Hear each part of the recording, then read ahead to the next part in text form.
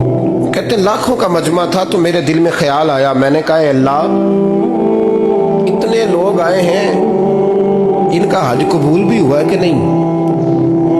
فرماتے ہیں میں سوچ رہا تھا تو رات کو نا خواب میں نے کسی کہنے والے کو کہتے ہوئے سنا کہ سب کا قبول ہو گیا۔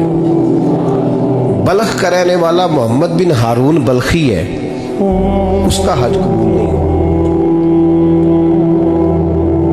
فرماتے ہیں شہروں کے علیحدہ علیحدہ خیمے لگتے تھے، اب بھی آپ حج کرنے جائیں تو پاکستانیوں کی رہائشیں علیحدہ ہوتی ہیں، انڈین کی علیحدہ، بنگلہ دیش کے علیحدہ، مصری، یمنی، سب لوگ علیحدہ علیحدہ رہائشیں ہوتی ہیں، جھنڈے لگے ہوتے ہیں ملکوں کے۔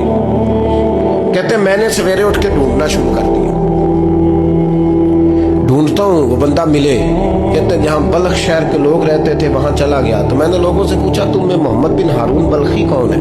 لوگ کہنے لگے وہ تو بڑا نیک آدمی ہے، پرہیزگار ہے بڑا۔